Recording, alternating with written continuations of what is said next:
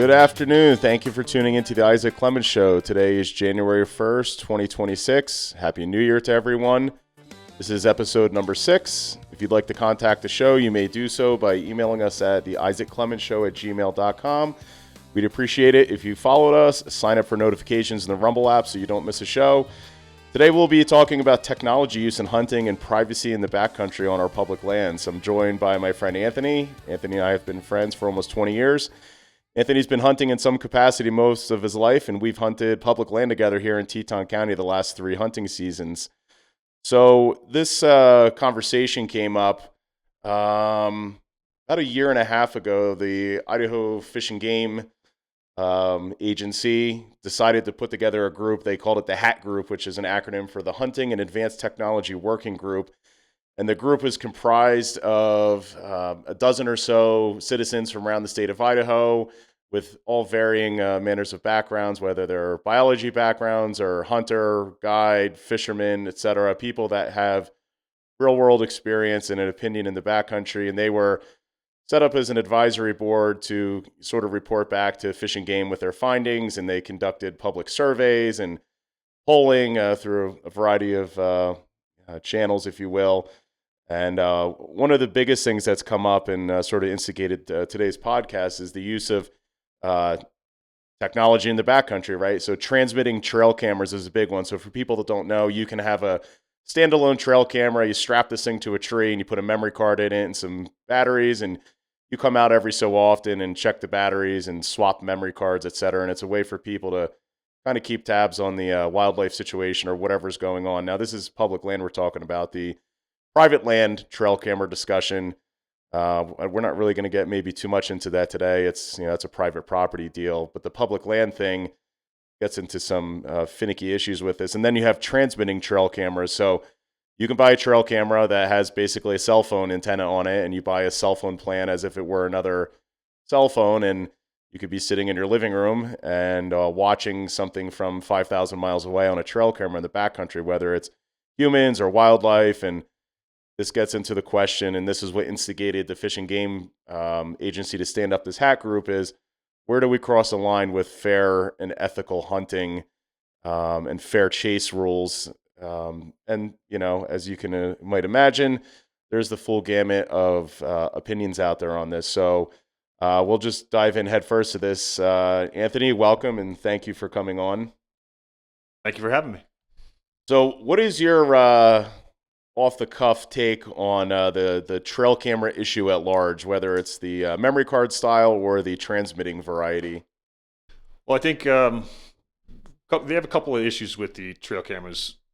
First of all, the older version that you used to have to go out and pull the actual card, you run into a similar issue that has been going on with, hunters and shed hunters, in which people are going out to check those trail cameras every week, a couple times a week, and whether it's pushing deer out of their bedding or mule deer or elk, animals of any sort, to check those cameras to get that information. When they transferred to a cell camera, it stopped people having to go out. But the other problem with that is it also is an instantaneous look on your phone. So I have 2 cell trail cams that I use where I hunt, which is predominantly in New York, where they're legal, on private land. And I check my trail cams, once or twice a day. And then sometimes you'll get a bunch of, notifications, and you kind of see those. And so you can, get a picture of what's going on in your trail camera area. Now, the land I hunt on is small. The deer population is very big. And so what people need to understand is, trail cameras don't move.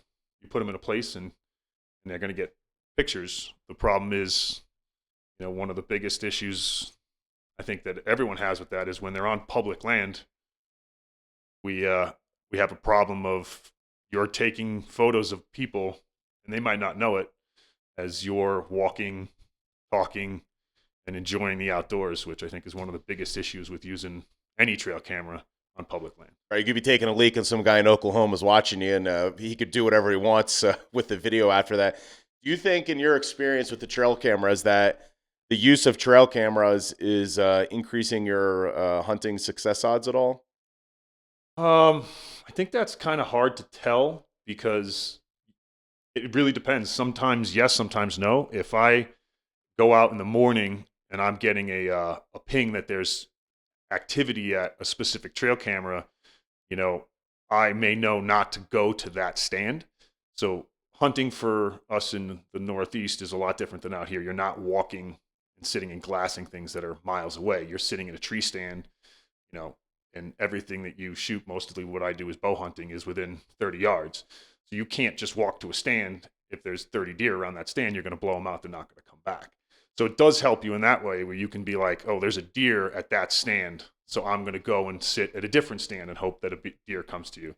But being able to pattern deer, I have never had really good success in the people that I talk to. You know, you can have a deer that comes to your trail camera 5 days in a week, and you're going to go hunting on Saturday.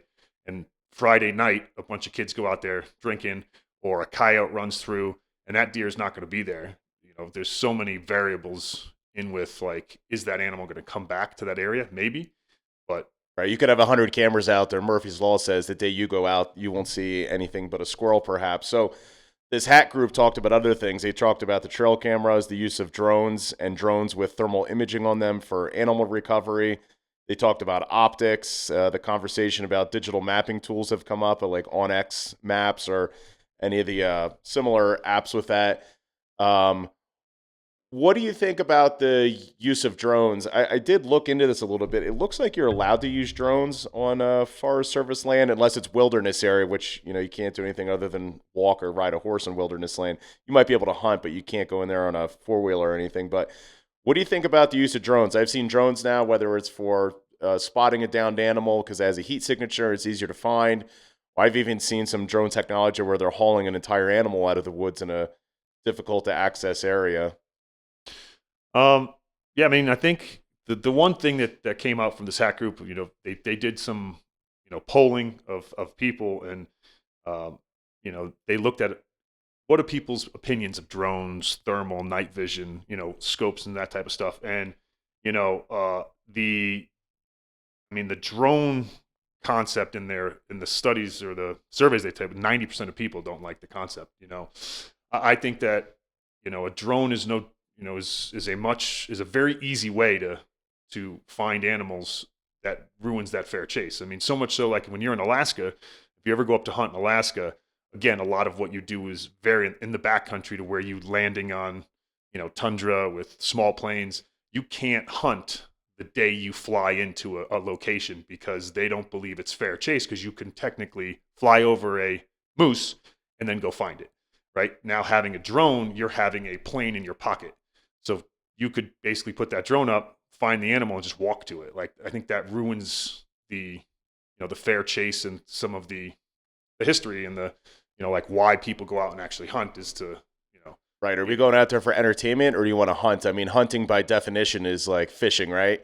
That's why they call it fishing, not catching, and hunting is hunting. And yes, if you can fly over with an airplane, or one of the concerns I have if they ever allowed the use of drones for recovery or otherwise is there's nothing stopping someone or a drone operator for putting a drone up in the air, saying they're using it to go look for the downed game.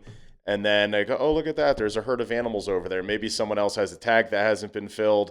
And it's very easy to be, humans are temptable people. So it's easy to be tempted. And, just going back to this, how this hack group was formed and a lot of the public comment around it after the fact, as usual, has been people that didn't know about it or people that are mad that their public comments were not strictly adhered to by the decision makers or this recommending body. And, that's, you see that a lot in the public governance, sphere. And fortunately, there's, in the state of Idaho, there's probably over 100 public meetings of one kind or another every day where there's all kinds of things going on. There's decisions being made, and it's really important for people. I hear people say about like local county level meetings, which is straight politics and regular government issues, like, well, I didn't know about that. And it's like, well, the county is, generally, following the rule of posting meetings properly in the right places, whether it's on the webpage or whatever. And I think this particular one, because the decisions and recommendations that came from this hack group are going to be so impactful. I think some people got a hard lesson, and you might have been hunting here for 30 years, but if you're not paying attention to what Idaho Fish and Game is doing, and this was all out in the open, they were, it's on their webpage, it's easy to find, but if you're not checking the Idaho Fish and Game webpage, you may miss this whole thing until the news articles came out with the results of the surveys and the recommendations from this hack group afterwards. So, one of my pet peeves is people who think that they need to be handheld with everything or have a special invite to these meetings. That's like, no, we live in this wonderful system of governance where you're allowed to watch and follow along, but people choose not to, and they want their news fed to them on an Instagram feed or 140 characters less or on X or so. Anyway, just a side rant about the public comment period, and the just because you give a public comment doesn't mean that the decision makers have to do what you get up there and scream and yell about. So one of the other things that came up out of this hack group was the aerial thing. I think they said, no, we don't think people should be able to fly over in an airplane. The use of optics. I'm fairly new to the hunting and weapon world, but could you just talk to us a little bit, Anthony, about the optic stuff and what some of the new technology is and what the concerns are with why it's crossing the line perhaps with the fair chase idea? Oh man, that's a long list of things. So, if you're a hunter or someone who's getting into hunting or you shoot, optics is a very broad category. And in that category, you have red dot sights, you have, like ACOG type of red dots, which are, give a little bit of magnification. Then you have, low magnification optics, and you have very high end optics. But the things that they're really looking at is we now have optics that can do your math for you. So when you take a shot at distance, you need to take into consideration, the ballistics coefficient of that bullet, the speed that it's moving at, the wind, a whole bunch of things. And they now have, basically scopes, and Burris is one of the, a good optic manufacturer that makes a scope that you can range find. And then in that same scope, it's going to give you the change in angle that you need to put into that scope to make that shot. Now, caveat to that statement is it can tell you anything you want, but if you're not good enough to take a shot and know what you're doing, it can be very dangerous. Like anything, technology in the wrong hands or someone who doesn't know how to use it can be very dangerous. And what happens a lot of times with those scopes is people will pick them up and think, oh, well, I range it, I take the shot, and then they're not understanding that it's not accounting for wind. It's not accounting for, thermals that happen when the sun comes up or the sun goes down. And so when they're taking that shot, they either miss, which is a good thing, which is the overall best thing, or the other bad thing is they could take a shot that unfortunately would wound an animal, but not stop that animal in its tracks. And that's the worst thing that can happen. I think, one of the good things that the hack group did is, they put out these surveys. And if you look at the surveys and the statistics and everything in the surveys, they pretty much voted and put recommendations that were pretty much in line with what the surveys said. And I think there's a lot of people that look at some of this information and say, prior to having a scope that does all of this, you need to have some knowledge, right, of what your bullet's doing, how it's shooting. You need to do, a dope card, which is data on previous engagements, which is basically you take and shoot your rifle, and then you find out, all right, 300 yards, this is what happens. This is what I need to dial to. And it takes that out of that. And by doing those things as a shooter, you become a better shot.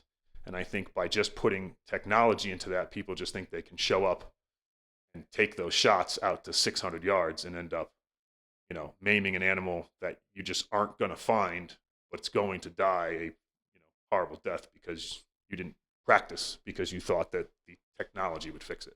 Right. So, going back in gun history, not too long ago, really, if the average person went to the sporting goods store, and bought a hunting rifle, that rifle might have had a maximum effective range of, inside of 200 yards. Now, you could swipe a credit card, spend $2,000, or really the sky's the limit on the pricing, And you can buy an off-the-shelf rifle that is lethal out to maybe 800 yards, but there's a lot of variables. Just because you can range a target within your optics on your scope, and maybe do the ballistics calculation, you're really getting into almost rocket science trajectory calculations here.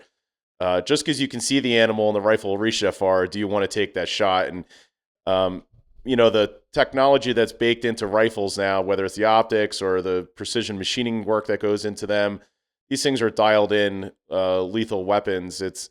I think it would be fair to even look back at, in the fair chase conversation, just rifles and optics in general have increased the take odds. And, a lot of this technology conversation, it all comes back to what the biologists say, what the government scientists say about what the ideal herd sizes are, the population sizes. And of course, the fear is if you tell people, hey, if you have the money and the means, and you can buy thermal imaging drones, state of the art optics, top of the line rifle, the best of everything. Are we really hunting at that point, or are you, or it sounds like we're well beyond what's fair and ethical in the hunting world. Again, you used to, 100, 200-yard shot was a safe, lethal shot. Now you have people taking shots at 800 yards, especially when you get into hunting the goats and the sheep that hide up on the cliff sides and everything. It's pretty high stakes stuff. And like Anthony said, if you wound an animal, that's not a good situation. You might not be able to get a follow-up shot.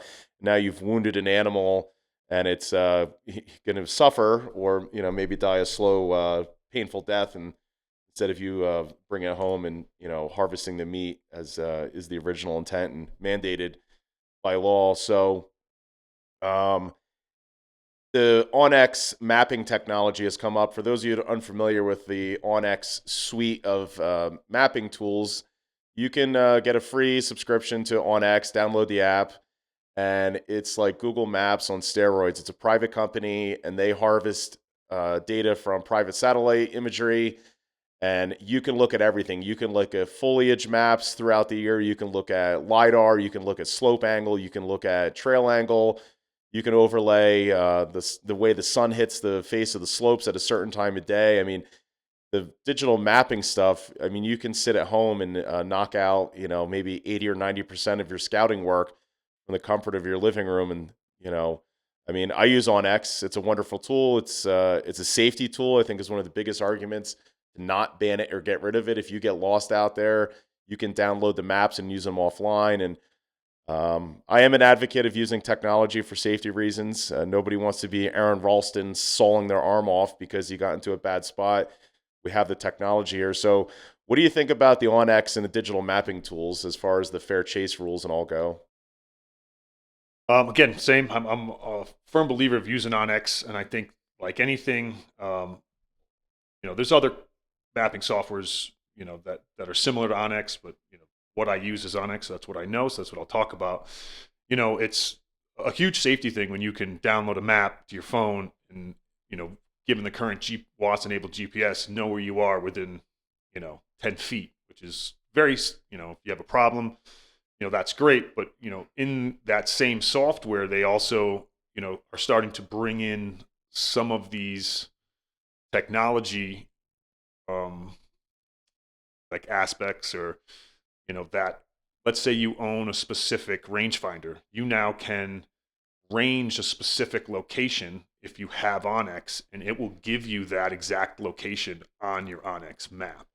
And so that's where I start to, look at the concept of are we now, fair chase in that situation is a little different. Like back in the day, you needed to figure out where that was. Even if you had a map or a mapping software, you can kind of judge, all right, it's in that direction, but how far exactly? Like, all right, it's a mile, but is it a mile? I got to walk a mile, a mile by the crow flies. So, that part of some of those softwares, do get into that. All right, I see an animal, I range it, and it's 1,000 or 1,200 yards. I can't take that shot, but I know exactly where it is. It drops a pin on my OnX, and then I can say, all right, let's figure out how I'm going to get over there, which again can give you a leg up on getting to that animal, opposed to just having to kind of like, it's in that direction. We need to figure out where it is. We're using a map and a compass. Right. Yeah. Again, map orienteering, which, they teach you in the military how to go from one place to another using a compass and a map. And they do the same thing in the Boy Scouts, which is great. Now you don't have to know any of that. But it also helps, you're doing a lot of, like Anthony was saying, is you're doing a lot of scouting in your living room, which can be good and bad. Partially you're not walking through that area and, kicking the animals up, making them move, which is one of the biggest reasons why, especially in the winter, when there's not a lot of food and you're moving, pushing animals around, it's a lot more work on their part, which, in turn makes them need more food and all that stuff. So you can do that from home, which is a good thing. But the second thing is you're not really, gone are the days of which, you go up to an area and every footprint, what a track looks like, what a game trail looks like. I've do a lot of hunting with new hunters, and I try to, teach them some of that knowledge, because when you go out, that's lost, because they're just like, all right, here's Onyx, so we're going to walk here and the deer should be over here because that's what Onyx says. Right, there's an app for that. It's, one of the things I like about OnX, and I try to be responsible when I'm in the backcountry and let someone know that's back in civilization where I'm going, what the plan is for a day, whether that's a friend or my spouse or a sibling. Hey, I'm going out here. If you don't hear from me, send out the troops. But now with OnX, you can pull up a map, and if God forbid you get jammed up, you have the ability to communicate with a 911 dispatcher or search and rescue group. You can give them your exact latitude and longitude, and that that wasn't always possible. And that's like Anthony said, sort of a dying art where people can pick up a map and use a compass and pick out where they are on the map. It requires more time. It's another skill set. And like, let's face it, we live in a world where, what's the saying? There's an app for that. My understanding is these recommendations are going to get kicked up the line to Idaho Fish and Game. And I do believe they have to go through the legislative process on some level. So we'll see what happens with that early winter this year now. How these things all shake down. Again, a lot of this revolves around fair chase. There's some people that have suggested, well, you shouldn't be able to hunt beyond the 600-yard shot. Or, I even had the idea, I said, what if we had a digital hunting season, and it comes at the first week of December when the weather's awful. And we kind of do that now. The bow hunters and the muzzleloader hunters, they get to hunt. The bow hunters get to hunt during the rut, which is a little bit more favorable odds. You can call the elk in. There's a late mule deer season where they're moving around during the rut, and they get sort of preferential treatment at that. And then, most people, I think most hunting tags in Idaho are probably the any weapon season, which is sometimes called the rifle season. But that's a little bit more difficult time of year to hunt because it's post rut. So there are some advantages sort of baked into the rule book if you're willing to hunt with a more difficult traditional method. I mean, even with archery technology, we're long past hunting with a recurve bow like Robin Hood and Little John. Now the bow technology is just otherworldly. I mean, Anthony, why don't you comment on that? You're an archery hunter, and I think it'd be fair for you to weigh in on what do you think about archery technology? Are we too far gone as far as fair chase with archery technology, or? Well, I mean, I think one of the things we need to step back with archery, rifle, whatever it is there's always going to be a conversation on, it's not the way it used to be, right? Unless we're going to go back to, throwing spears or non-rifled barrels, or smooth barrels when you're using a patch and a pan with flint. Like, even that, like, people will have the conversation that the people that were on the landscape hundreds of years ago were either using a bow or throwing a spear to kill animals, and so the technology has been moving forward since it started, right? We started throwing rocks, then we figured out we could make a spear out of wood, and then from the spear from wood, we went to a rock or a flint arrowhead, and then from the arrowhead, we actually went to a bow and arrow using sinew. Like we have progressed every time technology moves forward, and that's the same thing for archery and rifles. And I think you know there's a couple of issues that come into some of those changes. Where you were shooting animals 200-300 years ago, there were a lot more of them. They were on a landscape in which they were not as integrated in with people, so they weren't as fearful. So, in order to make some of that work, you had to advance the technology. And I think bow technology has gotten to the point where, back in the day when you were shooting what's called a recurve bow, which is what you would see on like, Last of the Mohegans type movie setup. If that bow has an 80-pound draw weight, you're holding 80 pounds back, while you're waiting to shoot that arrow. Now the new compound bow systems, when you pull back, it may have a 75-pound let off, but at the back, when you've fully drawn that bow, there's 5 or less pounds that you need to hold back. So you can sit there for a lot longer, which makes it easier in that sense. But the one, purest thing about bow hunting is, you have to be within, if you're an exceptional bow hunter, you have to be within 60 yards of shooting to shoot something, right? And most people are going to say 40's their farthest distance they're going to shoot. And when you get that close, scent is a much bigger problem. There's so many more variables that even though you've increased the bow lethality, right?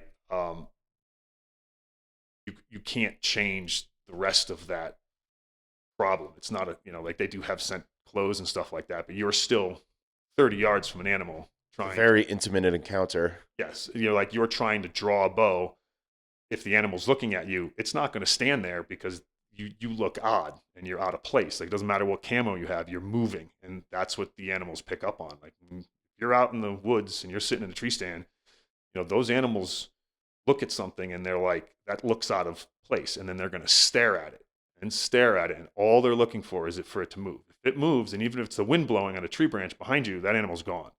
And if you have 5 deer in the same place and you're trying to shoot one, and you don't realize one's coming from behind you, and you move and it realizes it or catches your wind, they're all gone. They're like a herd mentality. Once one spooks, they all spook. So it's really intimate. Even though you get, your arrow's flying faster, it's a little more easier to hold that arrow down. You still need to be good enough to either call that animal into 30 yards or stalk it to 30 yards, which is a lot more difficult than taking a 200 or 600-yard shot on an animal, right? Because or a stand or a blind or hiding behind, lying in wait.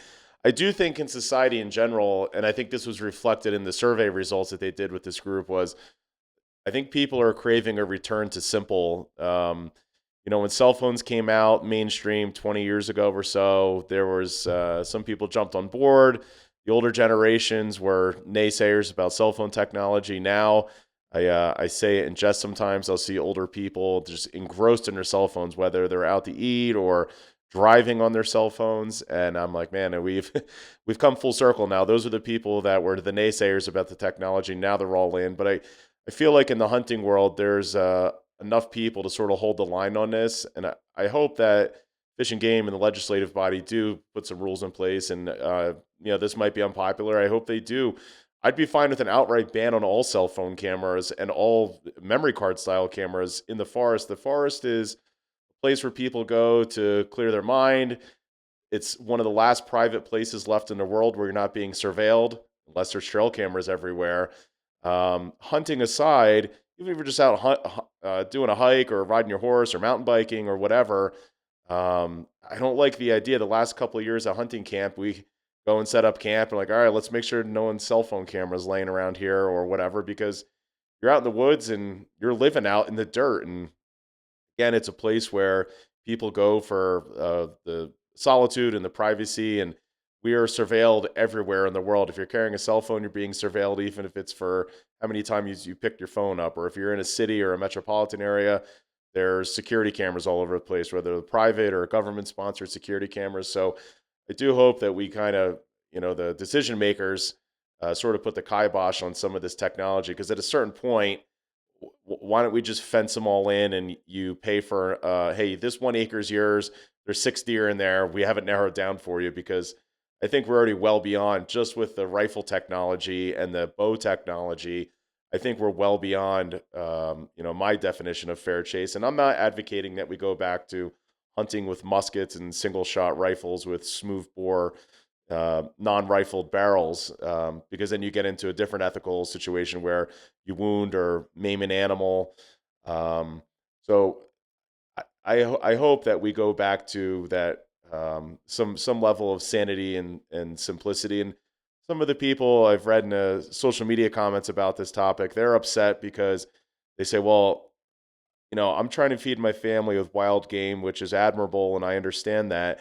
And they want to use every bit of technology they can to sort of get a leg up and have that competitive edge. And again, unpopular opinion. If that is that important to you, then you might have to make sacrifices. And it's another place in your life, like, hey, family, we're not going to Disney for 2 weeks. We're going to go for 1 week, so that whoever hunts in the family can provide this nutritious, nutrient dense wild game for the family. And I mean, at this point, people that are doing it, there's very few people, I think, that could make a sane argument that they're hunting because it's less expensive to feed themselves than going to the grocery store. Or now there's so many private, small scale or hobby farms where people are raising clean meat that's not filled with antibiotics. It wasn't raised on a feedlot. The animal had a good life. So if your goal is nutritious food that wasn't lab grown, if you will, or somehow molested with genetic engineering and such, there's ways to do that. So it's the same argument I hear people say, well, I can't make it to XY meeting. And I mean, I maybe not every meeting that happens in local government, but even if you attend one a month, I think we could all carve out the space. It's just, what do you want to use your time for versus what do you want to complain about later? So I hope that the people that really want to hunt and provide for their families or themselves that way with this kind of food will look at the rest of their life and figure out how they can make this a priority without the use of thermal imaging drones. And I've heard stories of people having over 100 transmitting cell phone cameras out in the woods. I mean, that's ludicrous. And at that point, these cameras are a couple $100 a piece. They all require some kind of cell phone or data plan. So your argument about saving money and providing for your family is gone. You could have bought a herd of grass-fed cattle at that point if feeding yourself was the goal. What do you think about the simplicity or any other commentary on this? Well, I think, one of the things to, I was going to ask you when you were talking about this, my thing is I have an issue with it on public land. And the biggest thing is, like you said, is a privacy thing. Everybody goes on public land and you're expecting that, you're going to go out into the wilderness, which is, you, trees, whatever reason you go out there, why, I'm not a big fan of trail cameras on that landscape. I do hope that the, Idaho Fish and Game takes a look at this and they don't do a really broad brush and they say, well, we can't use it at all during hunting season. And one of the reasons behind that is, if I own a piece of land, trail cameras are twofold, right? It will give you a leg up if you own private land than someone who's on public land, but that's the case all the time. If you have a piece of private land, you already have a leg up than someone that's doing public land because they don't have to share it with everybody. But what trail cameras do for that private landowner is it also helps that private landowner keep people from poaching and trespassing on land. Is it something that we really haven't talked about? Is these new trail cameras, the old version and the new version, they've helped landowners keep their land theirs. Like it is illegal to go hunting on someone's piece of property that's not yours. Everyone's aware of that. And with these new, again, like OnX and the Hunt app and stuff like that, you pretty much know if you're not within 10 feet, if you're on it's inexcusable to trespass now. Right. And if you've got an OnX plan, you can get the tax map data and you can know exactly who owns that property. So you can go and talk to that person and say, hey, listen, I hunt this public land next to you, if I shoot something and it goes onto your land, like, can I talk to you? Like, doing the right thing is important. But some of these technology things, like for trail cameras on public land, I'm hoping that the Idaho Fish and Game doesn't just say, well, we're going to ban it outright for everybody. And sometimes the government has a tendency to paint with a very broad stroke and then go back and realize, oh, that screwed us up, right? Like, Right, they dumped the whole 5 gallons of paint on a spot that needed a touch up, and I think the current proposal was seasonal camera use. They wanted to ban trail camera use for hunting between August and the end of the year or something like that. So you could look early in the season, I guess, but I don't think there's much practicality there because animals move around depending, especially here with the elevation differences. The animals are, you can almost set your clock when the first big snowstorm comes in. A week later, you'll see the deer in your backyard down in the valley floor. In October, they're up at 8, 9, 10,000 feet in elevation, and they want nothing to do with the valley floor because that's ingrained in their fight or flight survival stuff. One of the things, this is all about fair chase and the use of technology here is, the public perception. And I think sometimes it's overlooked. There's quite a bit of people that would love an outright ban on hunting, which is, in my opinion, a very ignorant stance for a number of reasons, right? People hunt to feed themselves. People hunt to manage the animal populations. You go other places in the country and there's thousands and thousands and thousands of deer. I mean, even here in Grand Teton National Park, there was a road herd of mountain goats that were not indigenous to the landscape, I believe, and they went and they wanted to hunt them out of there, but there was people pushing back against that. So, public perception becomes a problem too if this technology goes. Say 10% of the hunters want to have no holds barred with the use of technology. There are groups of people out there that it is their stated goal to shut hunting down, period. And if you look to California, Washington, Oregon, they have really hampered the hunting world there with shortened seasons. And, they come out and say, well, the government scientist says this, and what choice do you have but to, you know, uh, take a knee to their demands or whatever. What do you think about like the public perception side of this stuff with the technology and all? well, as I was saying earlier, I think that if you look at again, they sent out a survey. Um, in this day and age, I understand that surveys can you can basically get data from anywhere. And one of the things that we were talking about before we're getting on the podcast, is in this day and age, you can basically poll anybody very easily and very inexpensively. And getting those polls, sometimes you get noise, right? You can have people that are getting into people's ears and saying, "Oh, vote this way," do this, do that. And I understand that can lead to some errors, but I also feel like if you're a person who hunts in Idaho and is an Idaho resident and is going to be affected by this, if they're sending out a survey, send out the survey to everybody to check it. But even though they didn't do that, and I understand why they didn't do that, and I think that some of it's a cop out in my book of why they didn't send it out to everybody and get a little info. But I think that if you look at the small subsampling of the people that they took, their decisions and the what they came to in their census basically was very similar to what the people's perceptions were. So I think something like 90% of people were against using drones. I think that some of the things that were very, like 50, almost 50-50 split were like trail cameras were close. Updating muzzle loading. So, the current muzzle loading licenses rules in Idaho are a little more strict than other places. You need to have an open air access to the powder that you're working at. So like something similar to either a flintlock, but whatever it is, there has to be an open air. So these newfangled inline muzzle loaders aren't legal unless you have specific breech plugs, and then they also go and you can't use optics in certain places for muzzle loading. So, that was a 50-50 split, but they decided to keep it where it was because it wasn't big enough. And I think that that's one of the things I saw was that there's, with that, the two surveys they put out that they did is it wasn't that, 90% of people were okay with drones and the hat group said, you know what, we're going to do the opposite. I really think when you looked at that, they kind of took a look at it. And even though people were mad because, oh, I went to my public comment and,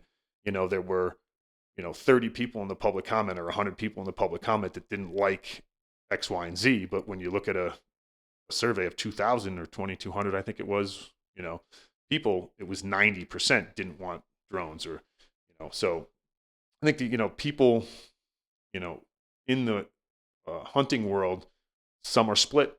Like I said, when you look at that, it's 50-50. I think especially for trail cams, and then there were other things that people were 100% right on the money. Like, I don't want the use of drones. I think that is not fair chase.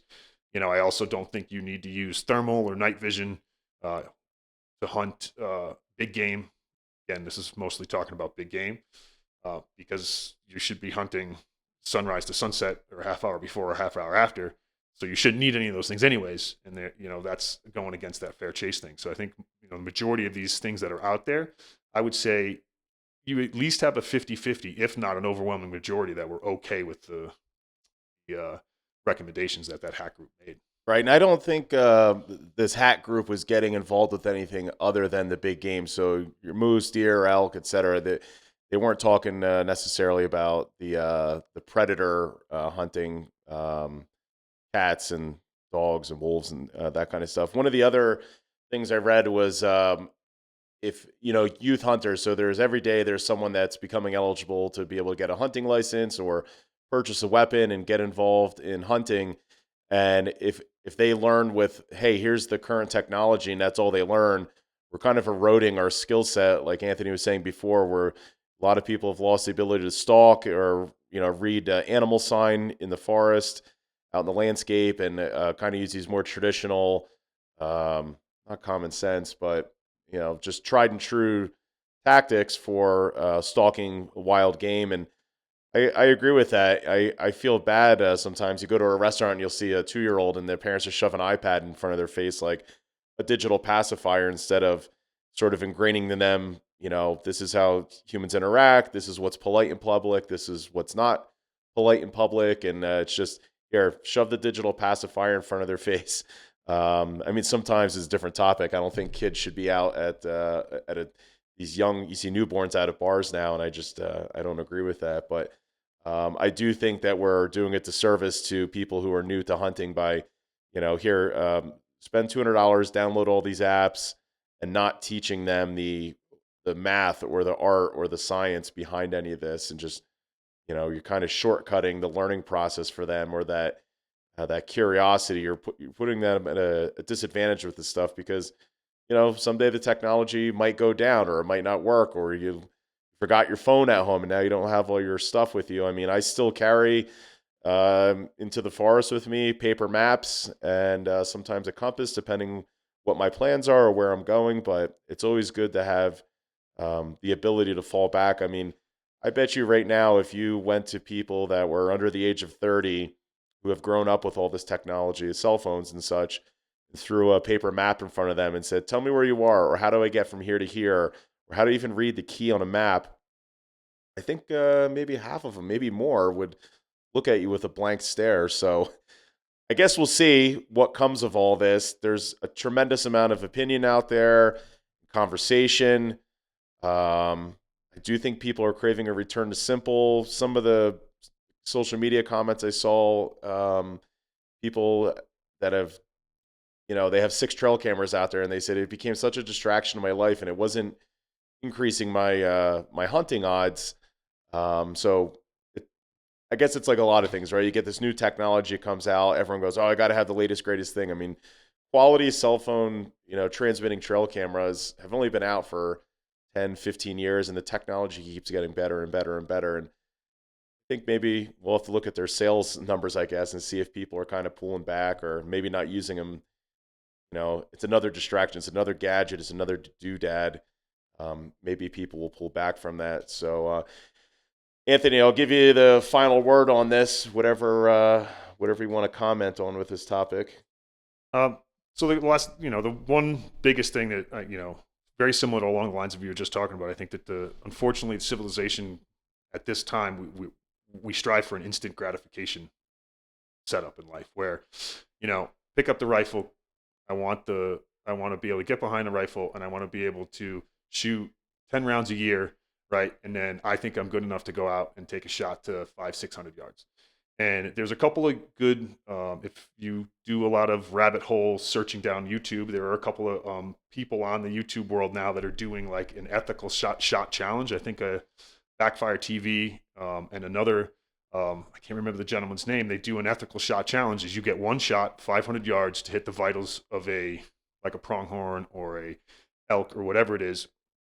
And if you watch those videos, there are very few shooters, and we're talking about people that shoot a lot, that are making that shot. And again, we have these groups of people that I think as a society where, all right, I'm going to get the best of the best. And they saying I'm going to get, let's say, a Burris scope that has rangefinder and it does my bullet drop and it does all that stuff. And then I can go out, shoot 10 rounds and hit a target, at 300 yards. So then I can just, whatever the scope says, I can go and shoot. And unfortunately, people that hunt, you have a responsibility for that animal, and you have to have respect for it, right? We're going out to take the life of an animal to feed yourself, right? To help with, population control, whatever it may be. But in that sense, you need to be able to do it ethically. And when we start putting in all of this technology, and as you were, alluded to, what happens if it goes down? It's all has a battery. So now you've got this beautiful animal that's a once in a lifetime animal sitting in front of you, and your battery dies on a scope and you don't know how to range, or you don't know how to work a scope correctly, that animal, and you take a shot, you may wound it, you may maim it, you may miss it, whatever it may be. A original scope with a dial turrets on it are never going to go down, right? You're never going to lose a battery or lose the technology. And so, like you were saying, is you got to learn, start from scratch and work forward. There's a reason why, when you go to sniper school in the military, right, you don't learn on the best of the best, top of the line equipment. You start understanding, like I said, ballistics and all of those things, and figuring things out on paper. Like they literally have to be able to do it in their head, because tomorrow, if they go and use a rangefinder, it doesn't work. They have to figure out how things move forward. And, I think it's going to be an interesting topic moving forward, because every day something is added, right? We're constantly increasing and changing technology. And I think that every, Fish and Wildlife agency in the country is going to have to start taking up some of these topics. And I think they're going to be controversial, because people like technology.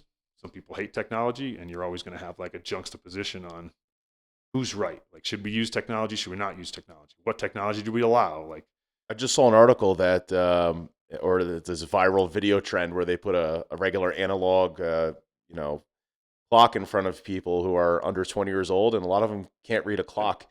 And that's, I get it, right? And it's maybe not any fault of their own. There are products of our education system. If they're not teaching how to read a clock in school, I can't fault them for not knowing how to use it, because everyone has a cell phone or an iWatch, or even in schools, they have digital clocks hanging up on the wall.